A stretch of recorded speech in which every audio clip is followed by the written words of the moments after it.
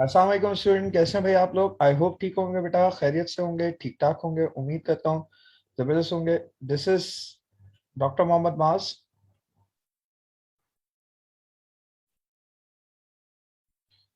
Your biology consultant.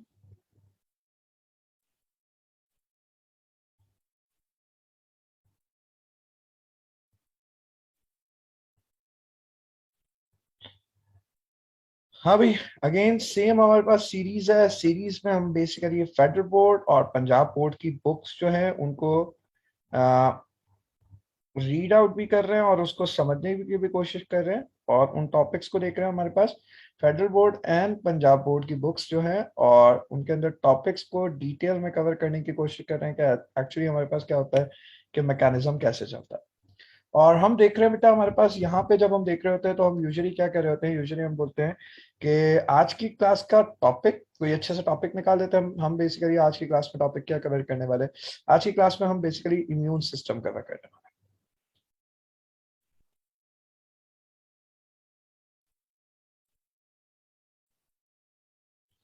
और immune system के through इंशाल्लाह इंशाल्लाह आपको बहुत सारी चीजें क्लियर होंगी और बहुत सारी चीजें आपके पास ऑर्गेनाइज होंगी। तो आइए, let's start the topic first up, और इम्यून सिस्टम को हम देखें कि कैसे हमारे पास काम करता है और क्या क्या चीजें हैं उसके अंदर जो हमारे पास सिंध बोर्ड से थोड़ा सा हटके हैं और डिटेल है, या हमें कुछ उनके बारे में थोड़ा सा चीजों को दिमाग में रखना चाहिए, कुछ बेसिक्स थोड़ा हटके। तो चलिए आइए जरा, सबसे पहले अगर हम देखते हैं इम्यून सिस्टम के अंदर, तो बेटा हम इम्यून सिस्टम के हम अगेन जैसा हम तरीका है हमारा, ठीक है, हम हमेशा देखते हैं बुक को, और बुक के थ्रू हम समझने की कोशिश करते हैं। अच्छा भाई देखो, यूजुअली हम यहाँ पे बात करते हैं, आपने इम्यून सिस्टम को वैसे थोड़ा सा आइडिया तो होगा आपके पास इम्यून सिस्टम का। यूजुअली हमारे बच्चों को पता होता है कि इम्यून सिस्टम की जब भी हम बात करें तो इम्यून सिस्टम में हम क्या क्या देखते हैं।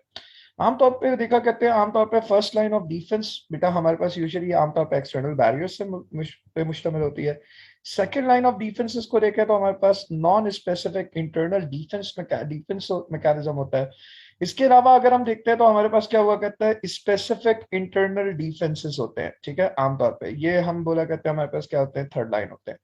तो हमारे पास अगर हम देखें, फर्स्ट लाइन डिफेंसेस जो होते हैं वो आमतौर पर एक्सटर्नल बैरियर्स होते हैं। सेकंड लाइन डिफेंसेस जो होते हैं वो हमारे पास non specific internal defence system होता है। एंड थर्ड लाइन जो होते हैं वो हमारे पास क्या हुआ करते हैं, स्पेसिफिक इंटरनल डिफेंसेस होते हैं, आमतौर पे हम काउंट करते हैं। और ये हमारे पास क्या मिलकर क्या बनाते हैं, हमारे पास मिलकर बना रहे होते हैं इम्यून सिस्टम, ठीक है।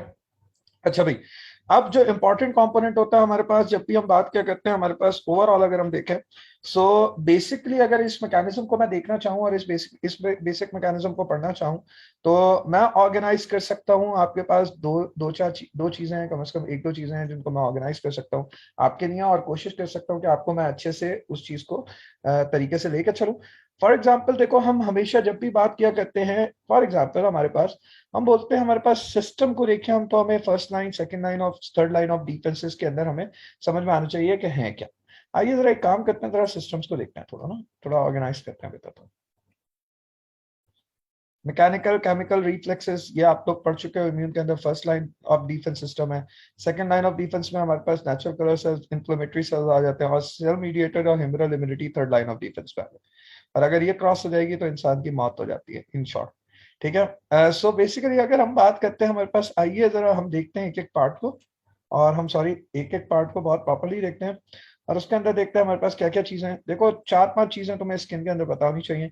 यूजुअली हर टीचर ने पढ़ाया होगा तुम्हें, जिस भी टीचर ने पढ़ाया होगा उसने लाजमी बताया होगा। डर्मिस थिक लेयर होती है, आमतौर पे हेयर फॉलिकल्स होते हैं, रिसेप्टर्स होते हैं, ब्लड वेसल्स होती हैं। कैरेटिन, यूजुअली हम आमतौर पे बोला करते हैं कैरेटिनोसाइट्स मौजूद हुआ करते हैं, आमतौर पे प्रोटीन मिक्सचर होता है जिसकी वजह से हमारे पास क्या होता है, इसमें ड्राई डेड सेल्स होते हैं जिसकी वजह से हम बोला करते हैं आमतौर पे क्या हुआ करती है, हेयर डेवलपमेंट होती है। ऑन द अदर हैंड अगर हम बात किया करते हैं, हमारे पास दो तरह के ग्लैंड्स होते हैं। एक होते हैं सेबाशियस ग्लैंड जो कि सीबम प्रोड्यूस करते हैं, ऑयली सिक्रीशंस होती हैं। ये प्रोटेक्टिव सिक्रीशंस होती हैं जो कि हमारे हमारे फेस के ऊपर से ऑयल जो होता है वो प्रोड्यूस हो रहा होता है बिकॉज ऑफ पोर्स। साथ साथ हमारे पास क्या होते हैं, स्वेट ग्लैंड्स मौजूद होते हैं, स्वेट एंड सॉल्टी ग्लैंड्स मौजूद हुआ करते हैं, आमतौर पे हमारे पास मौजूद हुआ करते हैं पूरी बॉडी के ऊपर। ऑन द अदर हैंड अगर हम बात करते हैं, these secretions also contain, हम यूजुअली बोला करते हैं हमारे पास क्या हुआ करता है, नेचुरल एंटीबायोटिक्स, या आमतौर पे इसके अंदर क्या हुआ करते हैं, लैक्टिक एसिड्स होते हैं। या हम इम्यून सिस्टम के अंदर बेसिकली डिस्कस कर चुके हैं कि हमारे पास क्या हुआ करते हैं, एंटीबायोटिक्स और लैक्टिक एसिड्स होते हैं जो कि इसके अंदर मेजर रोल प्ले कर रहे होते हैं, ठीक है। दैट्स द इंपॉर्टेंट थिंग जो कि आपको याद रखना है, ठीक है, नंबर वन। नंबर टू अगर हम देखा करते हैं बेटा, इसके अंदर अगर हम फर्दर और बात करते हैं तो हमारे पास क्या चीजें हैं जो कि हमारे पास अगर हम देखते हैं तो हमारे पास किन किन किन चीजों को हम साथ साथ देख सकते हैं। सर साथ साथ हम देख सकते हैं, फॉर एग्जाम्पल हमारे पास वेस्टिब्यूल्स है, ठीक है। वेस्टिब्यूल्स का मतलब क्या हुआ करता है? वेस्टिब्यूल्स का मतलब हुआ करता है हमारे पास आमतौर पे, ये मैं पहले भी पढ़ा चुका हूँ आपको रेस्पिरेशन के अंदर। वेस्टिब्यूल्स का मतलब क्या हुआ करता है? वेस्टिब्यूल्स का मतलब हुआ करता है, हम मेंशन करते हैं ये वेस्टिब्यूल्स जो होते हैं ये नेजल कैविटी के ऊपर हुआ करते हैं, और ये हमारे पास क्या हुआ करते हैं, हेयर फिल्टर हेयर्स होते हैं जो कि आमतौर पर फिल्ट्रेशन ऑफ एयर कराते हैं। और किस वजह से होते हैं? बिकॉज हमारे पास नेचुरली एक म्यूकोजल एपिथेलियम होती है जिसको हम नाम दिया करते हैं सीलिएटेड म्यूकोजल एपिथेलियम। सो ये हमारे पास सीलिएटेड म्यूकोजल एपिथेलियम हुआ करती है जिसके अंदर हम मेंशन करते हैं, या ये हमारे पास वो एपिथेलियम होगी जिसके अंदर बेसिकली हमारे पास वेस्टिब्यूल्स होंगे। तो आमतौर पे बच्चों को ये याद रखने की जरूरत है कि भाई ये हमारे पास वेस्टिबुलर कंपोनेंट होता है जो कि हेयर को बेसिकली क्लीन आउट करता है। अच्छा, इसके साथ साथ अगर मैं देखूं तो इसके साथ साथ मैं बेसिकली फर्दर और क्या देख सकता हूं? मैं देख सकता हूं भाई फर्स्ट, अब ये तो फर्स्ट लाइन ऑफ डिफेंस के अंदर है। मैंने फर्स्ट लाइन ऑफ डिफेंस को काफी आपको आपके नॉर्मल लेक्चर्स के अंदर काफी डिटेल मैकेनिज्म के साथ पढ़ाया है। उसके अंदर बेसिकली हमने 4 लेवल्स 5 लेवल्स पढ़े, ठीक है। फिजियोलॉजिकल बैरियर्स अलग पढ़े, फिजिकल बैरियर्स अलग पढ़े, ठीक है, केमिकल बैरियर्स अलग पढ़े, सारी चीजों को अलग अलग करके पढ़ा है, ठीक है। सो हमारे पास उसको अच्छे से बायोलॉजिकल बैरियर्स को अलग पढ़ा है, तो वहां पे उन सारी चीजों को भी याद रखिएगा। साथ साथ ये हमारे पास इंपॉर्टेंट कंपोनेंट है। इसके अलावा हम बात करते हैं आमतौर पे फर्स्ट हमारे पास जो हुआ करते हैं, यूजुअली हमारे पास जो सबसे पहली स्टैंडिंग इम्यूनिटी पार्ट होता है वो आमतौर पे कौन से होते हैं? फैगोसिटिक सेल्स होते हैं, या हम उनको बोला करते हैं natural killer cells. So that's important, ये आप लोगों ने याद रखना है कि हमारे पास क्या हुआ करते हैं, फैगोसिटिक और नेचुरल किलर सेल्स होते हैं, जो कि यूजुअली हमारे पास क्या हुआ करते हैं, हम बात क्या करते हैं हमारे पास फैगोसिटिक एक्टिविटी कराते हैं। सेकंड, आमतौर पर अगर माइक्रोब इन्वेजन कर जाएगा तो हमारे पास inflammatory response, immune response generate हो जाएगा। थिर्डली, अगर ऐसा कुछ हो रहा होगा, इससे ज्यादा कुछ हो रहा होगा, तो हमारे पास क्या होगा, फीवर प्रोड्यूस होगा। तो पहले फैगोसिटिक एक्टिविटी हमारे पास होगी, ठीक है, बहुत सारे एनके सेल्स होंगे, वो इम्पैक्ट क्रिएट करेंगे। सेकेंडली हमारे पास क्या हुआ करता है, इंफ्लेमेटरी रिस्पॉन्सेज होते हैं, और थर्ड वन हमारे पास क्या हुआ करता है, फीवर होता है। इसको हम अपने इम्यून सिस्टम के लेक्चर के अंदर बहुत डिटेल में पढ़ चुके हैं, और मैंने इम्यून सिस्टम के मुश्किल मुश्किल पार्ट को भी आपको पढ़ाया है ताकि आप लोगों को समझ में आए, जिंदगी आसान होगी आपकी, और इंशाल्लाह इंशाल्लाह आगे जाके एमबीबीएस करोगे तो मेडिकल स्कूल में उसको आसानी से, फिर उस लेक्चर को समझ लोगे तो फिर आगे आसानी होगी। अच्छा भाई, हम यहाँ पे बात किया करते हैं आमतौर पे 3 4 चीजों की बात करते हैं, lungs, liver, spleen, kidney and lymph nodes. ये हमारे पास आमतौर पे क्या हुआ करते हैं, मैक्रोफेजेस जो होते हैं, ये हमारे पास यूजुअली, देखो मैक्रोफेजेस आमतौर पे कहाँ पे बनते हैं, ऐसा होता है कि मोनोसाइट्स बनते हैं हमारे पास किसके अंदर, बोन मैरो के अंदर। मोनोसाइट्स बनने के बाद क्या कर दिए जाते हैं, ट्रांसपोर्ट कर दिए जाते हैं। वो आमतौर पे ट्रांसपोर्ट हो जाते हैं, कहाँ पे ट्रांसपोर्ट हो जाते हैं, वो आमतौर पे specific to the target sites या स्पेसिफिक टिश्यूज के पास सप्लाई कर दिए जाते हैं, और आमतौर पे वो हमारे पास कहलाते हैं सर्कुलेटिंग मैक्रोफेजेस। तो ये जो सर्कुलेटिंग मैक्रोफेजेस होते हैं हमारे पास कहाँ कहाँ पे होते हैं, ये हमारे पास लंग्स में, लिवर में, स्प्लीन में, किडनी में और लिम्फ नोड्स में मौजूद हुआ करते हैं। अच्छा, ये जो सर्कुलेटिंग लिम्फ नोड्स होते हैं आमतौर पे हम बोला करते हैं कि इन सर्कुलेटिंग लिम्फ नोड्स के थ्रू हम बोला करते हैं lungs, liver, spleen, kidney and lymph nodes के अंदर हमारे पास ऑर्गेनाइजेशन मौजूद होती है। इसके साथ साथ हम बोला करते हैं, आमतौर पे यहाँ पे मेंशन करते हैं, अच्छे से सारे बच्चे याद रखना, जो मैक्रोफेजेस होते हैं ना, ये हमारे पास क्या करते हैं, साथ साथ हम मेंशन करते हैं बेटा, हम बोला करते हैं आमतौर पे सिक्रीट करते हैं मैनी डिफरेंट प्रोटीन्स, हमारे पास बहुत सारी डिफरेंट प्रोटीन्स जो कि आमतौर पे क्या करती है, फैगोसाइटोसिस करती है माइक्रोब्स की, ठीक है। और कुछ जो होते हैं वो मोनोसाइट्स को मैक्रोफेजेस में कन्वर्ट कराने में रोल प्ले करती है, ठीक है। साथ साथ हमारे पास क्या हुआ करता है, साथ साथ और प्रोटीन्स होती हैं जिनको हम इंटरल्यूकिन्स कहते हैं, ये आमतौर पर ब्रेन के पास जाती हैं और बॉडी टेम्परेचर को रेज करती हैं। मैंने बताया तुम्हें कि पायरोजेंस जो होते हैं वो हमारे पास क्या हुआ करते हैं, IL-1 होते हैं, इंटरल्यूकिन्स 1 होते हैं जो कि आमतौर पर क्या हुआ करते हैं, पायरोजेंस होते हैं।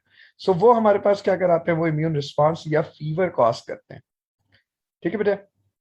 देन हम फर्दर आगे, अगर हम आगे की तरफ चले तो हमारे पास हम मेंशन करते हैं किन चीजों को, हम मेंशन कर रहे होते हैं किसको, न्यूट्रोफिल्स को, एंड दैट इज इंपॉर्टेंट। मुझसे अगर पर्सनली पूछोगे तो मैं बोलूंगा या ये न्यूट्रोफिल्स काफी ज्यादा इंपॉर्टेंट चीजें हैं आपके लिए। और न्यूट्रोफिल्स के अंदर अगर हम देखा करते हैं तो न्यूट्रोफिल्स के अंदर हम क्या देखा करते हैं, न्यूट्रोफिल्स के अंदर हम देखा करते हैं these belongs to the granulocyte type of WBCs। आमतौर पे ये क्या हुआ करते हैं, granulocyte type of WBCs होते हैं हमारे पास। आमतौर पे कैसे हुआ करते हैं आप लोगों को पता है, शॉर्ट लिव्ड हुआ करते हैं, ठीक है, हाईली मोबाइल होते हैं, ये सारी चीजें इसके बारे में पढ़ी होगी। अमीबॉइड मूवमेंट क्या करते हैं, ठीक है, मैं चाहूंगा तुम लोग अमीबॉइड मूवमेंट देखो। अगर जैसे मैक्रोफेज है ना, ये हमारे पास क्या है, ये हमारे पास लोकल मैक्रोफेज है जो स्पेसिफिक अपनी जगह पे मौजूद होगा। जैसे हमारे पास पैथोजन आएगा तो ऑटोमेटिकली ये लोकल मैक्रोफेजेस को अफेक्ट करेगा, और इफेक्ट करके, ये मैंने पूरे लेक्चर्स में पढ़ाया था तुम लोगों को, क्या करता है ये ऑटोमेटिकली क्या करना शुरू कर देता है, ये बर्स्ट अप होना शुरू हो जाता है और हमारे पास इन्फ्लेमेटरी मीडिएटर्स कॉज करता है। मास्ट सेल आते हैं, ईज़ोफिल्स आते हैं, बेसोफिल्स आते हैं, वो फिर इन्फ्लेमेशन कराते हैं और उसकी वजह से ये न्यूट्रोफिल आ गया। ये न्यूट्रोफिल एक्चुअली ऐसे अमीबोसाइड मूवमेंट करके बेसिकली ब्लड वेसल से बेसिकली बाहर आ जाता है, और जब ये बाहर आ जाता है तो एक्चुअली ये क्या करता है, ये हमारे पास जाके फिर हम बोलते हैं ऑक्सीडेटिव बर्स्ट कराता है। ये हम डिटेल के अंदर देख चुके हैं इस पार्ट को। अच्छा भाई, सो हमारे पास इस तरीके से ये किल करता है। जबकि नेचुरल किलर सेल्स की अगर हम बात करें तो these are the T lymphocytes. Usually T lymphocytes की हमेशा बात याद रखना, टी लिम्फोसाइट्स जितनी भी किलिंग करते हैं ना, वो आमतौर पे किसके थ्रू करते हैं, वो आमतौर पे करते हैं परफोरेंस के थ्रू। सही है। ये कैंसर सेल्स को भी किल करते हैं, बॉडी के नॉर्मल सेल्स को भी किल करते हैं, सॉरी नॉर्मल कह रहा हूँ, ट्यूमर सेल्स को भी किल करते हैं बॉडी के। और बॉडी के अंदर अगर कहीं पे भी कोई भी हमारे पास कोई पैथोजन है, वायरल पैथोजन है, तो स्पेसिफिकली उसको टारगेट करते हैं। परफोरेंस मतलब हमारे पास ऐसे रिलीज करते हैं प्रोटीन्स जो कि आमतौर पर परफोरेंस बनाते हैं, और जब वो परफोरेंस बना देते हैं तो हमारे पास अलाउ करते हैं। अब क्या होता है कि बहुत सारे हमारे पास डिफ्यूजन होती है बहुत सारे एपोप्टोटिक प्रोटीजेस की, जिनको हम नाम दिया करते हैं गैरेंजाइम्स। और गैरेंजाइम्स रिलीज होते हैं, और गैरेंजाइम्स रिलीज होने के बाद क्या कर देते हैं, उस पार्ट को डैमेज कर देते हैं। ठीक है।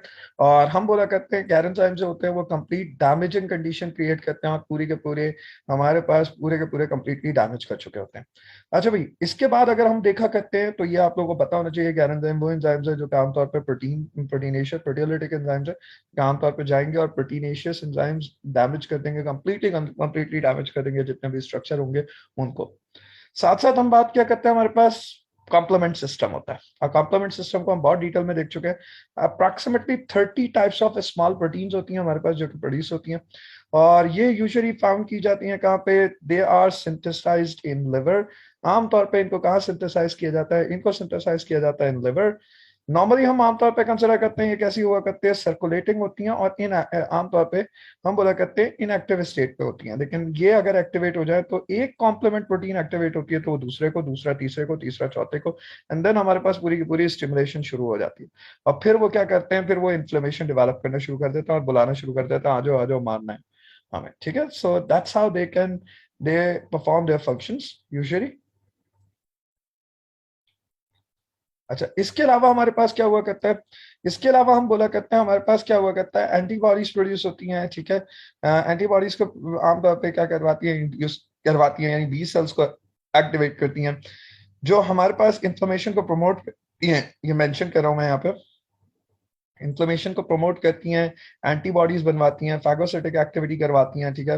पैथोजेंस की प्लाज्मा मेम्ब्रेन को अटैक करती हैं। So these are the things जो कि कॉम्प्लीमेंट प्रोटीन्स किया करते हैं, और हम यूजुअली काउंट करते हैं कि इन कॉम्प्लीमेंट प्रोटीन्स का इस तरीके से मैकेनिज्म या इस तरीके से लिंक होता है, लिंक मैकेनिज्म होता है।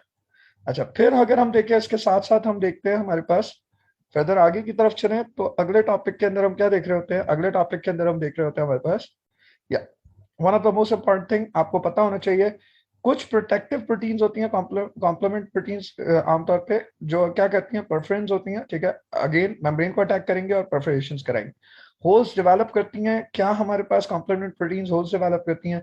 यस, बिल्कुल हमारे पास कॉम्प्लीमेंट प्रोटीन्स होल्स डेवलप करती हैं, और उनको हम नाम क्या दिया करते हैं, परफरेंस। या इसको हम इस तरह कर लेते हैं, रादर देन दिस हम इसको इस तरह अच्छा भाई, इसी के साथ साथ हमारे पास होते हैं इंटरफेरॉन्स, आईएफएनस। आमतौर पे ये क्या है, ये साइटोकाइंस है, ये सेल से निकलते हैं। ठीक है। आमतौर पे ये बेसिकली कम्युनिकेट करते हैं कि भाई पैथोजन आ गया है, अब पूरे का पूरा टिश्यू अफेक्ट होगा, उससे पहले अपने को बचा लो। तुम भाई आप अपने आप को बचाएं, आप अपने आप को बचाएं, प्लीज आप अपने आप को बचाएं। That's how they usually perform their function. Actually ये क्या करते हैं, ये इंटीग्रेट करते हैं एक दूसरे के साथ, सेल्स जो होते हैं they actually integrate with each other, and generally क्या क्या करते हैं, जनरली इन्फेक्शन सर्वाइवल मोड के अंदर आमतौर पर क्या करते हैं, खुद को एक्टिवेट करते हैं।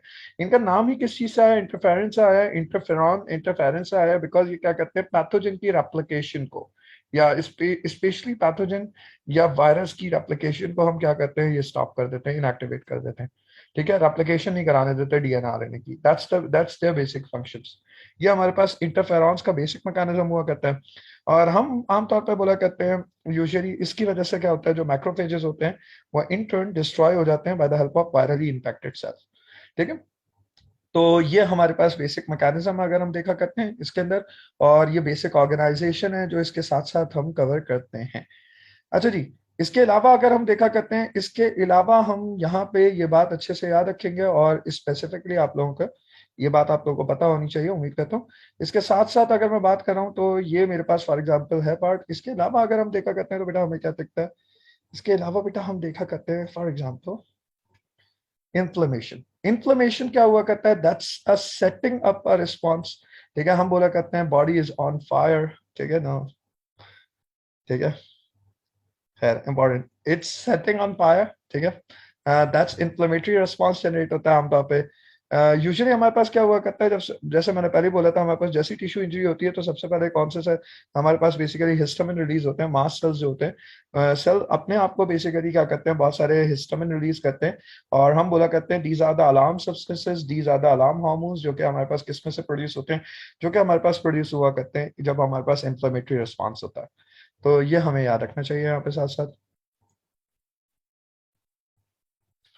अच्छा बेटे, इसके साथ साथ अगर मैं कंसिडर करूं तो मैं और क्या कंसिडर कर सकता हूँ बेटा, इसी के साथ साथ हम बात कर सकते हैं हमारे पास यहाँ पे ये हमने हाईलाइट किया हुआ है। देखो यूजुअली बाकी सारी चीजें आपने पढ़ी नहीं होंगी, ये मैं बात बता रहा हूँ। ठीक है, देखो आप लोगों को ये भी पढ़ाया है कि ऑटो एंटीबॉडीज जो होती हैं, अगर हमारे पास इम्यूनोग्लोबुलिन जो होंगी वो बेसिकली जी क्लास जो है, वो हमारे पास अगर कन्वर्ट होना शुरू हो जाए किसके अंदर, हम यूजुअली आमतौर पर बोला करते हैं हमारे पास आईजीजी जो होती हैं, ये ऑटो इम्यून रिएक्शंस भी कराती हैं और ए के अंदर कन्वर्ट हो जाएंगी तो ऑटो इम्यून रिएक्शन तो परफेक्ट ही होंगे। और यूजुअली हमारे पास क्या होती है, ये एंटीबॉडीज जो होती हैं, ये रिमोटॉइड फैक्टर, हमारे पास याद रखना बेटा, ये रूमेटॉइड फैक्टर बनाती हैं, आरए फैक्टर बनाती हैं, और आरए फैक्टर जो होता है ये ऑटो एंटीबॉडीज अगर हमारे पास ज्वाइंट को इन्फ्लेम करना शुरू कर दे तो आपके पास क्या होना शुरू हो जाता है, ऑटो इम्यून रिएक्शन होना शुरू होता है ज्वाइंट के अंदर, जिसको हमने आर्थराइटिस के अंदर एज अ रूमेटॉइड आर्थराइटिस भी पढ़ा था। ठीक है, और उसके अंदर हमने पढ़ा था कि हमारे पास क्या हुआ करता है, साइनोवियल फ्लूइड होता है, वो आमतौर पे हमारे पास क्या करता है, वो जो साइनोवियल फ्लूइड हुआ करता है उस वो बेसिकली उसके अंदर जो मैक्रोफेजेस होते हैं वो भी अटैक करना शुरू कर देते हैं और एक पूरा का पूरा इन्फ्लेमेटरी रिस्पॉन्स जनरेट करना शुरू कर देते हैं हमारे पास किसके अंदर, हमारे पास बोन्स के अंदर। तो ये रूमेटॉइड आर्थराइटिस का हमारे पास बेसिक मैकेनिज्म है और आई होप आपको समझ में आया होगा ये बेसिक मैकेनिज्म। यूजुअली मैं ऑर्थोपेडिक सर्जरी में स्पेशलाइजेशन कर रहा हूँ, तो इस वक्त हम आरए के पेशेंट ये समझ लो सुबह शाम ही देखते रहते हैं। इवन मतलब मेरे हिसाब से तो मैं इस तरह बोल सकता हूँ कि बहुत ही ज्यादा, सबसे ज्यादा आरए के पेशेंट्स ही देखते हैं। अच्छा, इसके अलावा अगर हम देखा करते हैं हमारे पास, या तो मैं चाहूंगा यहाँ पे हम R A rheumatoid arthritis is R A, for us it's R. ठीक है, ऑस्टियोआर्थराइटिस इज ओ ए। अच्छा, इसी तरीके से पायरेक्सिया मैंने जैसे आपको बताया था, पायरोजन रिलीज होते हैं हमारे पास। पायरोजन आपको पता है हाइपोथैलेमिक थर्मोस्टेट को चेंज करने के लिए होते हैं, बॉडी के टेम्परेचर को बढ़ाना शुरू करते हैं। और आप आमतौर पे आपको बताया कि इंटरल्यूकेंस जो होते हैं वो आमतौर पे हमारे पास ल्यूकोसाइट्स को आपस में इंटरैक्ट भी कराते हैं। दूसरा हमारे पास ये basically thermostat of the body hypothalamus के साथ लिंक करते हैं ताकि एक्टिवेशन हो सके। और अगर एक दफा एक्टिवेशन हो जाए तो हमारे पास क्या हुआ करता है, मैकेनिज्म बिल्डिंग एक स्पेसिफिक होना शुरू हो जाती है। अच्छा, इसके साथ साथ अगर हम देखें तो हमारे पास क्या हुआ करते हैं, कुछ एंडोजेनस पायरोजेंस होते हैं आमतौर पे हम बोला करते हैं। ये हमारे पास अगर हम देखें तो these are the self produce five markers हैं। सही है, और हम आमतौर पर बोला करते हैं ये क्या हमारी बॉडी के इंटरनल टेम्परेचर को इंक्रीज कर देते हैं। असल में होता क्या है कि बैक्टीरिया को आमतौर पर ज्यादा आयरन चाहिए होता है। आमतौर पर टेम्परेचर अगर बढ़ जाए तो उसके अंदर क्या करने के लिए बैक्टीरिया को ज्यादा आयरन चाहिए होता है, टेम्परेचर अगर बढ़ जाए तो उसको रेप्लिकेशन करने के लिए। तो हम यहाँ मेंशन करते हैं ये हमारे पास बैक्टीरिया को क्या चाहिए होगा, बैक्टीरिया को स्पेसिफिकली हमारे पास अगर हम देखें तो हमारे पास बैक्टीरिया को क्या चाहिए होगा, ज्यादा टेम्परेचर चाहिए होगा।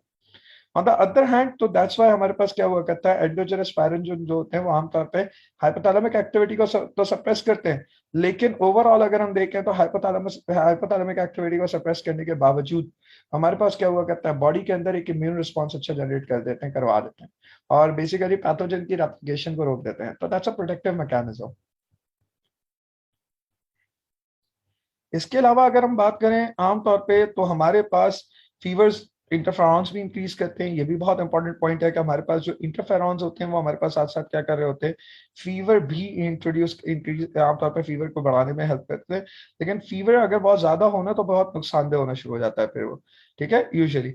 अच्छा, यहाँ पे हमने बात की कि आमतौर पे जैसे मैंने बात की थी ये इंटरल्यूकेंस जो होते हैं वो आमतौर पे कॉज किया करते हैं फीवर। तो यहाँ पे लिखा हुआ है कि हमारे पास आमतौर पे क्या हुआ करता है, ये बेसिकली आमतौर पे प्रोस्टाग्लैंडिन्स बनाते हैं। ठीक है, और हम क्या मेडिसिन देते हैं, यस सर, हम बहुत सारी ऐसी मेडिसिन यूज करते हैं जो कि आमतौर पे क्या करती है, फीवर को सप्रेस कर देती हैं। सो हम बोला करते हैं एस्प्रिन भी हमारे पास एक एंटीपायरेटिक है।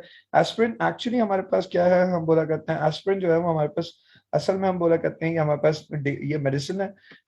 जनरली हम एस्पिरिन यूज करते हैं, किसके अंदर, एस्कार्ट के अंदर यूज करते हैं, लॉपलेट्रस के अंदर यूज करते हैं। ये हमारे पास थ्रोम्बोलिटिक ड्रग है। थ्रोम्बोलिटिक ड्रग का मतलब क्या हुआ करता है, ये थ्रोम्बासिस को जो हमारे पास थ्रोम्बासिस हो जाता है आर्टरीज के अंदर, उसको ब्रेक डाउन करती है। तो ये थ्रोम्बोलिटिक ड्रग है, लेकिन ये antipyretic medicine also. This is also antipyretic medicine. Even Panadol is an antipyretic medicine, but हम यूजुअली उसको दर्द के लिए यूज करते हैं। आई डोंट नो, मेरा भरोसा, वाई पैनाडोल इज मेरा भरोसा, वाई में उसको हम बेसिकली काउंट करते हैं इतना ज्यादा। अच्छा भाई, नेक्स्ट हमारे पास क्या हुआ करता है, नेक्स्ट हमारे पास फर्दर अगर हम चले इसके अंदर, तो ये सारी चीजें मोस्टली आप लोग पढ़ चुके होंगे। मैं आप लोगों को सिर्फ अलाइन कर रहा हूँ चीजों को, ठीक है। हाई डिग्री फीवर की मैंने बात की हुई है, जैसे मैंने बताया हाई डिग्री फीवर बहुत नुकसानदेह है, ठीक है। वाई, बिकॉज अगर ज्यादा टेम्परेचर होने से हो जाएगा तो बॉडी सर्वाइव नहीं कर पाएगी, उसका सर्वाइवल मुश्किल हो जाएगा। तो हाई डिग्री फीवर भी हमारे पास क्या हुआ करता है, हम बोला करते हैं कि नॉर्मल कंडीशन है हमारे पास, और काफी नुकसानदेह हो जाता है हमारे पास अगर हाई डिग्री फीवर की बात। ऑन द अदर हैंड अगर हम बात क्या करते हैं हमारे पास एंटी हिस्टामिन थेरेपी की, आमतौर पे अक्सर आप लोगों ने देखा होगा जब रनी नोज होती है हमारे पास, तो हमारे जो डॉक्टर्स होते हैं वो आमतौर पे क्या करते हैं, जितने भी हमारे पास डॉक्टर्स हुआ करते हैं वो यूजुअली रनी नोज के अंदर हमें क्या करते हैं, वो हमें एंटी हिस्टामिन थेरेपी दे देते हैं आमतौर पे।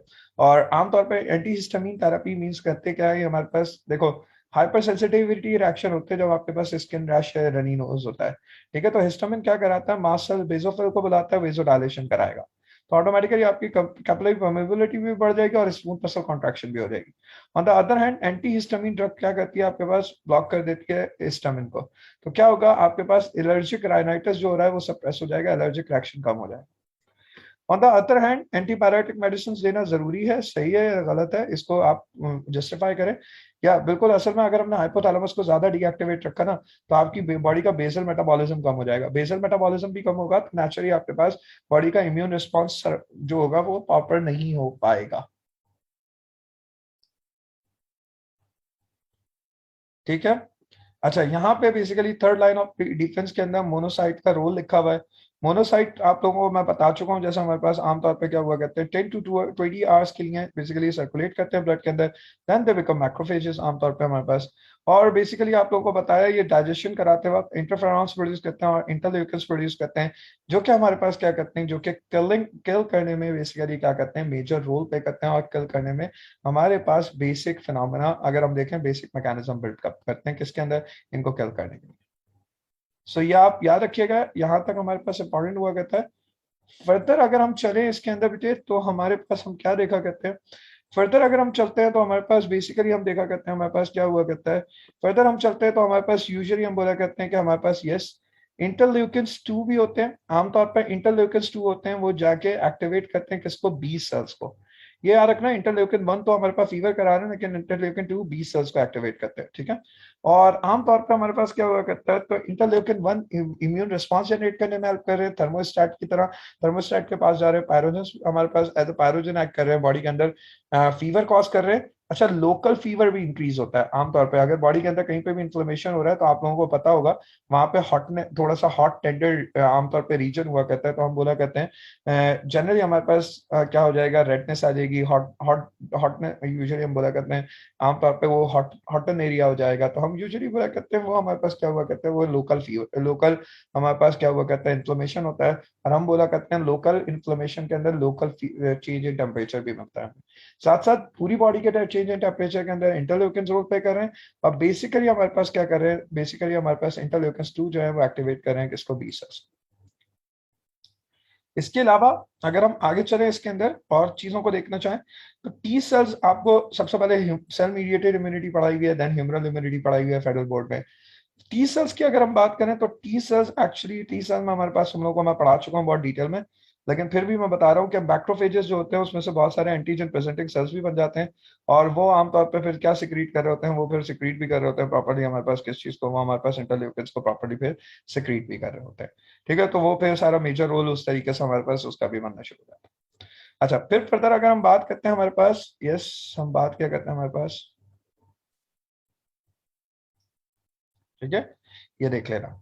अच्छा, इसके साथ साथ मैं चाहूंगा तुम्हें, बेसिकली तुम्हें पता है वैसे तो, मुझे उम्मीद है मैंने तुम्हें बहुत डिटेल में पढ़ाया, टी सेल रिसेप्टर्स होते हैं, टीसीआर जिन्हें हम बोला करते हैं, इनके अंदर मैंने पैम्प और डैम्प दोनों चीजें पढ़ाई हैं। और क्या हुआ करती हैं वो पैम्पर्ड, डिटेल में तुम लोगों को पता है, अगर तुम थोड़ा सा देखोगे उसको तो आराम से समझ में आ जाएगा। आमतौर पे टी सेल रिसेप्टर्स जो होते हैं आमतौर पे इसके साथ इंटरल्यूकिन भी बाइंड होता है, तो वो हेल्पर टी सेल्स को भी एक्टिवेट करता है। और जैसे मैंने बोला था इंटरल्यूकिन 2 जो होता है वो तो लाजमी हेल्पर टी सेल्स को एक्टिवेट करेगा, ताकि आमतौर पर हेल्पर टी सेल्स प्रोलिफरेट कर सके और बहुत सारे साइटोटॉक्सिक टी सेल भी बना सके, ठीक है हमारे पास, और साथ साथ हमारे पास क्या बना सके, बी सेल्स भी बना सके। तो वो that causes proliferation of what, आमतौर पे हम बोला करते हैं इंटरल्यूकिन, आमतौर पे जो 2 हमारे पास कंपेल करेगा हेल्पर टी सेल्स को, वो क्या करेंगे, वो that causes proliferation of cytotoxic and B cells, ठीक है। ऑन द अदर हैंड अगर हम बात करते हैं ये जो हेल्पर टी सेल्स हैं बेटा, ये आमतौर पे हमारे पास क्या हुआ करते हैं, जनरली हम बात करते हैं हमारे पास CD4+ सेल्स होते हैं, ठीक है, ये याद रखिएगा आप लोग। हेल्पर टी सेल्स जो होते हैं उनके अंदर हमारे पास CD4+ सेल्स होते हैं, और यूजुअली हम आमतौर पे बोला करते हैं ये CD4+ सेल्स का मतलब क्या है, इनके पास मार्किंग है, ये सरफेस मार्कर्स हैं इनके। और जो हम बात करते हैं टी सेल्स की, उनमें आमतौर पे क्या हुआ करता है, जो फर्स्ट ग्रुप होता है उसको सरफेस मार्कर उसका CD8 होता है, तो हम उसके अंदर आमतौर पे बोला करते हैं हमारे पास साइटोटॉक्सिक टी सेल्स आते हैं या फिर सप्रेसर टी सेल्स आते हैं CD8 पे, ठीक है। और CD4 जो होते हैं वो हमारे पास मार्किंग करते हैं किस चीज की, वो मार्किंग करते हैं हमारे पास helper T cells. That's important. On the other hand आप लोगों को साइटोटॉक्सिक, हेल्पर और सप्रेसर टी सेल्स की फंक्शनिंग पता है, कैसे फंक्शन परफॉर्म करते हैं, कैसे एक्टिवेट करते हैं, इस सिन बोर्ड में भी लिखा हुआ है, और आप लोगों को वैसे भी टीचर ने, जिन भी टीचर ने पढ़ाई होगी उन लोगों ने लाजमी बताई होगी। और इसके साथ साथ clonal expansion of memory T cells, हमारे पास क्या हुआ करता है, मेमोरी टी सेल्स की क्लोनल एक्सपेंशन होती है, और उसकी वजह से हमारे पास बहुत सारे मेमोरी टी सेल्स जो है वो ऑर्गेनाइज हो जाते हैं।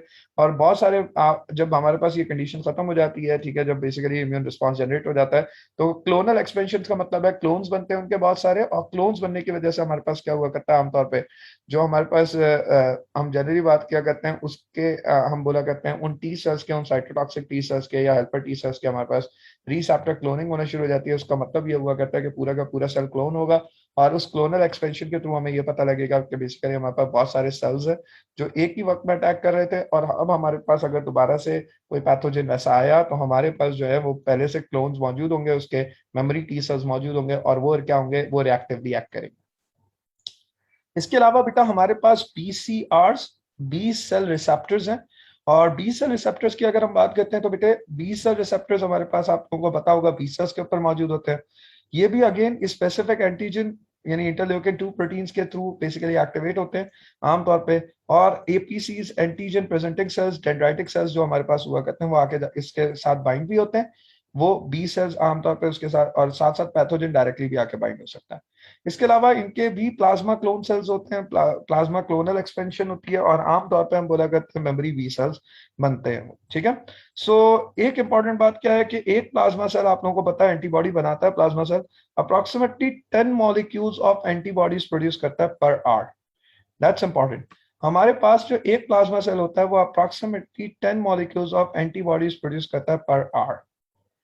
और साथ साथ हम बोला करते हैं हमारे पास क्या क्या करते हैं, हम यूजुअली बात करते हैं, ये हमारे पास ह्यूमरल और सेल मीडिएटेड इम्यून रिस्पांस के अंदर अगर हम देखें तो दोनों के अंदर रिस्पॉन्सिव होते हैं जो हमारे पास प्लाज्मा सेल्स होते हैं। खाली ये सेल मीडिएटेड इम्यून रिस्पांस नहीं जनरेट करते बल्कि ह्यूमरल रिस्पांस भी जनरेट करते हैं। ह्यूमरल रिस्पांस खाली जनरेट नहीं करते बल्कि साथ साथ सेल मीडिएटेड इम्यून रिस्पांस भी जनरेट करते हैं। आई होप तुम लोगों को इम्यून सिस्टम आता होगा, मैं इसी स्पेक्ट्रम से पढ़ा रहा था कि इम्यून सिस्टम तुम्हें आता है, बस मुझे तुम्हें ऑर्गेनाइज करना है, बाकी तुम लोग तकरीबन सारी चीजें पढ़ चुके हो शायद, मुझे ऐसा लगता है, ठीक है। मैं स्ट्रक्चर ऑफ एंटीबॉडी यहाँ पे आप लोगों को बताना चाहूंगा। देखो एंटीबॉडीज आमतौर पे इम्यूनोग्लोबुलिन्स होती हैं, IgGs होती हैं, यूजुअली हमारे पास वाई शेप प्रोटीन्स होते हैं, ठीक है, दैट्स इंपॉर्टेंट। मैं यहाँ साथ साथ चीजों को हाईलाइट करूंगा आप लोगों के लिए ताकि आप लोग बेहतर तौर पे देख सको। वाई शेप प्रोटीन होते हैं, यूजुअली सर्कुलेट करते हैं ब्लड के अंदर, स्पेसिफिक एंटीजन्स के साथ या स्पेसिफिक माइक्रोब्स के साथ बाइंड होते हैं depending upon their antigen binding sites, ठीक है, these are the antigen binding site depending upon the antigen binding site. अच्छा, अब पैथोजन जब इन्वेट करता है तो हमारे पास क्या हुआ करता है, एक सेल जैसे हमने बोला मिलियंस ऑफ एंटीबॉडीज प्रोड्यूस करता है पर सेकंड। सो हम कंसिडर करते हैं हमारे पास क्या हुआ करता है, हमारे पास एक्चुअली एंटीबॉडीज के पार्ट हुआ करते हैं, या यूजुअली हम बोला करते हैं दो आइडेंटिकल लॉन्ग चेन्स होती हैं हमारे पास जिनको हम बोला करते हैं two identical long chains which is known as heavy chains, ठीक है। ये हमारे पास क्या कहलाती हैं, हमारे पास कहलाती है हैवी चेन्स। और दो आइडेंटिकल बेटा शॉर्ट चेन्स होती हैं, ठीक है हमारे पास। दो आइडेंटिकल हमारे पास साथ साथ क्या होंगी, शॉर्ट चेन्स होंगी या लाइट चेन्स होंगी, हम यूजुअली बोला करते हैं हमारे पास ये लाइट चेन्स होती हैं, ठीक है। लाइट चेन्स होती हैं हमारे पास, दो आइडेंटिकल होती हैं ये भी तकरीबन, ठीक है, शॉर्ट चेन। अच्छा, ईच चेन के पास हमारे पास एक कांस्टेंट सेगमेंट होता है, ठीक है बेटा, और एक वेरिएबल सेगमेंट होता है। कांस्टेंट सेगमेंट हमें यहाँ पे मिलता है, हम बात करते हैं ये कांस्टेंट सेगमेंट्स होते हैं, ठीक है। On the other hand these are the variable segments, ये हमारे पास वेरिएबल सेगमेंट्स है। मैं अगर इसको बोलूँ ना तो ये वेरिएबल सेगमेंट, अगर कोई मुझे बोले वेरिएबल सेगमेंट कौन सा है, तो मैं उसको बना के दिखाना चाहूंगा तो मैं बोलूंगा ये वेरिएबल सेगमेंट है, ठीक है बेटा, ये वेरिएबल सेगमेंट होता है, ठीक है हमारे पास, और कांस्टेंट सेगमेंट ये होता है बेटा,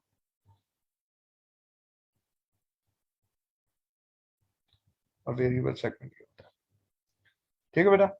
और हम यूजुअली बात करते हैं हमारे पास सीक्वेंस होता है, अमीनो एसिड सीक्वेंस होता है, और आमतौर पे ये एक वक्त में क्या करते हैं, किसी भी पैथोजन के साथ या एंटीजन के साथ बाइंड हो सकते हैं, और जाके वहां क्या करना शुरू कर देते हैं, जब उसके साथ बाइंड होते हैं तो एक्चुअली उसको उसके इर्द गिर्द सर्कुलेट करते हैं, इर्द गिर्द जमा हो जाते हैं, और आमतौर पे क्या करते हैं, उस एंटीजन को न्यूट्रलाइज करना शुरू करते हैं, टॉक्सिन्स प्रोड्यूस करना शुरू कर देते हैं, बेसिकली हम बोला करते हैं। और साथ साथ आप लोगों को पता होगा कि एक्टिवेट करना शुरू कर देते हैं किस चीज को, कॉम्प्लीमेंट सिस्टम को। अब मैं आप लोगों को कॉम्प्लीमेंट सिस्टम इतनी डिटेल में पढ़ा चुका हूँ कि मुझे दोबारा से आई डोंट थिंक सो कि इसको पढ़ाने की जरूरत है, लेकिन आपको ये पता होना चाहिए न्यूट्रलाइज करते हैं, एंटी टॉक्सिन्स प्रोड्यूस करते हैं, और साथ साथ पूरे के पूरे कॉम्प्लीमेंट सिस्टम को एक्टिवेट करते हैं कि वो इसको किल कर सके।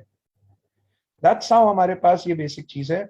इसके अलावा इम्यूनिटी की टाइप्स और मेजर हिस्टोकम्पैटिबिलिटी कॉम्प्लेक्स आपके पास बुक के अंदर है, बुक 1 के अंदर आपके पास जो चैप्टर नंबर 14 है उसके अंदर डिटेल में है, सिन बोर्ड की बुक के अंदर। वैसे मैंने आपको अपने लेक्चर्स के अंदर प्रॉपर्ली समझाया है। सो आई होप आपको ये बात बहुत अच्छे से समझ में आई होगी। इसके अलावा मैंने इसको बेसिकली बहुत प्रॉपर्ली देखा था किसके अंदर, पंजाब बोर्ड की बुक के अंदर। और मैंने पंजाब बोर्ड की बुक के अंदर जब देखा तो मैंने, जाहिर सी बात है आपको पता है, मैं अगर किसी भी टॉपिक को देख रहा होता हूँ तो इस सेंस से देखता हूँ कि ये टॉपिक हमारे पास कवर हो रहा हो पूरा का पूरा। इम्यून सिस्टम का जो टॉपिक है वो पंजाब बोर्ड की बुक ने बेसिकली अच्छे तरीके से समझाया। तो पंजाब बोर्ड की बुक ने हमें ये बेसिकली बातें बताई थी, हैवी चेन, लाइट चेन किस तरीके से मौजूद होती हैं, इम्यून रिस्पॉन्सेस क्या हुआ करते हैं, ठीक है। अच्छा, एक दो कुछ टर्मिनोलॉजीज हमारे पास लाजमी सी बात है, वो आप चाहोगे कि मैं आपको वो क्लियर करूं, और यूजुअली आप लोगों को बताऊं कि हमारे पास किस किस तरह की हमारे पास कुछ टर्मिनोलॉजीज उन्होंने यूज की हुई हैं। तो मैं उन टर्मिनोलॉजीज को आप लोगों को एक्सप्लेन करना चाहता हूं, मैं चाहता हूं कि आप लोगों को बेहतर तौर पे उन टर्मिनोलॉजीज को समझाऊं। चलिए आइए देख लीजिएगा, और फिर हमारे पास हम बात करते हैं पंजाब बोर्ड की, वाइंड अप करेंगे उसके बाद हम।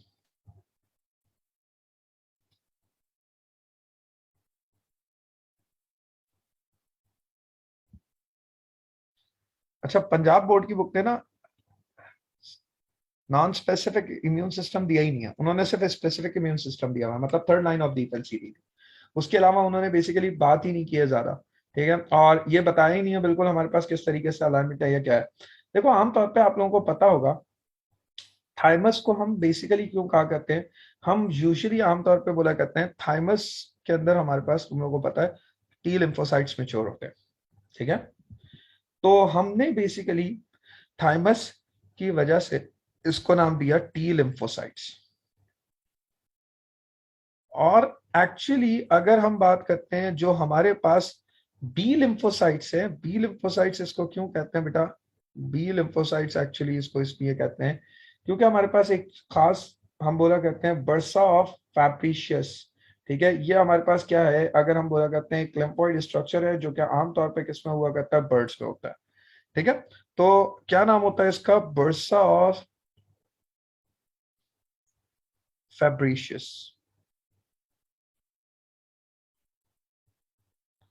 ये बर्ड के कोलेका में होता है, ठीक है, बर्ड्स के कोलेका में होता है, यानी उनका एनल जो रेक्टम होता है उस रेक्टम के पास होता है, अगर मैं सही बोलूँ तो, ठीक है। ये वहां पे हमारे पास बर्ड्स के कोलेका में होता है, और यूजुअली हम देखा करते हैं बर्ड्स के कोलेका में होता है, तो यहाँ पे हमारे पास यंग बर्ड्स में बी लिम्फोसाइट डिस्कवर हुए थे। तो पहली दफा यंग बर्ड्स के अंदर सबसे पहली दफा बी लिम्फोसाइट्स डिस्कवर हुए, तो हमने उसके ऊपर बर्सा ऑफ फेब्रिशियस के ऊपर इसका नाम रख दिया, ठीक है। ये बात आपको पता होनी चाहिए, ठीक है, एज यूजुअल, क्योंकि इसमें लिखी हुई है तो मुझे लगा कि मैं आप लोगों को बेसिकली पढ़ा दूं, और ताकि आप लोगों को बेसिकली समझ में भी आ रहा है अच्छे से। एक चीज और बताऊंगा, एंटी सीरम क्या होता है। पंजाब बोर्ड की बुक में एक और टर्मिनोलॉजी लिखी हुई है which is anti serum. Anti serum is antibodies. अगर आपसे कोई भी टर्मिनोलॉजी यूज करता है एंटी सीरम की, तो आप उसके लिए यूज कर सकते हैं yes these are antibodies. That's it. यहाँ पे हमारे पास ये टॉपिक वाइंड अप होता है एंड आई होप आपको बहुत प्रॉपर्ली समझ में आया होगा। आई होप आपको क्लियर होगा ये टॉपिक। और मैंने कोशिश की है कि हर टॉपिक को इंडिविजुअली एड्रेस कर लूँ। इस टॉपिक को यहीं तक रखते हैं। आपकी बुक 1 अप्रॉक्सीमेटली कंप्लीट हो गई है, सिवाय एक चैप्टर के। इंशाल्लाह वो टॉपिक भी इंक्लूड कर देंगे। तो फिर उसके बाद इंशाल्लाह आप लोग, उम्मीद करता हूँ कि ये सारी वीडियोस प्रॉपर्ली देख सकेंगे और इसको ऑर्गेनाइज कर सकेंगे। आप लोग अपना ख्याल रखिएगा। आप लोगों से फिर इंशाल्लाह मुलाकात होती है नेक्स्ट टॉपिक के अंदर, और नेक्स्ट टॉपिक के अंदर फिर फर्दर आगे लेके चलेंगे। चलिए, ख्याल रखिएगा। अल्लाह हाफिज।